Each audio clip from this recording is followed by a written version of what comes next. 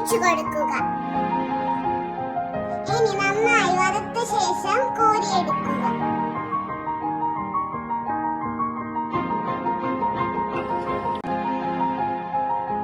ഇനി ഇതുപോലെ എല്ലാം ചെയ്തെടുക്കാം.